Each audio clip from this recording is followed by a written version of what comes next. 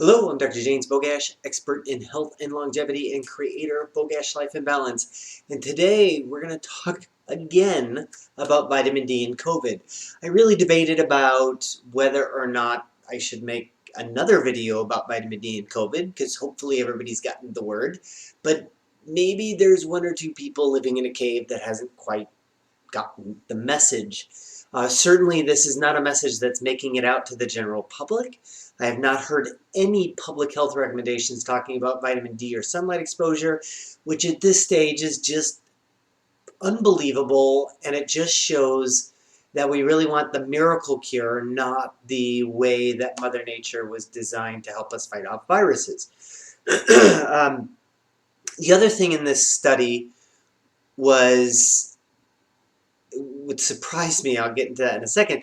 But basically, it was a study out of the UK, and they looked at almost 8,300 people, and looked at how many people who were habitual users of vitamin D.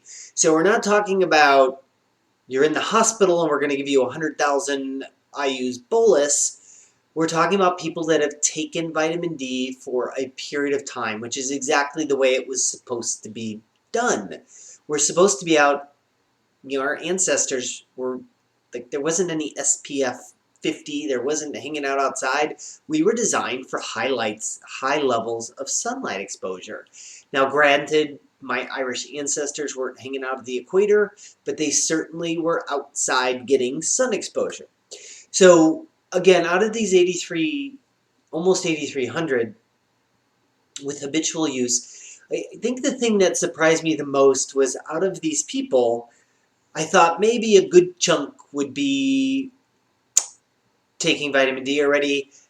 No, there were 363 habitual users, almost 8,000, so 7,934 people were not using vitamin D. And this was done,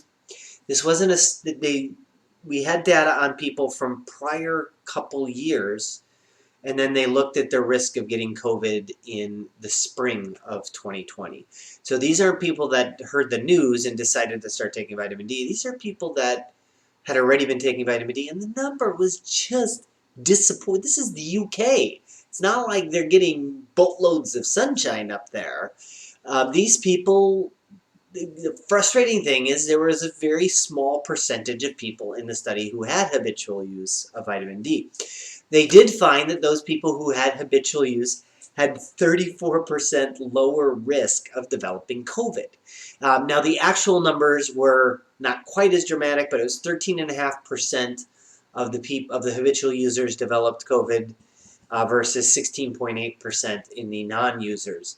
So the absolute risk reduction was not that dramatic, but it led to about a 34% lower risk of those people getting diagnosed with COVID from vitamin D. We're talking about something that's a very large safety profile that costs literally pennies per day, and our bodies are supposed to have.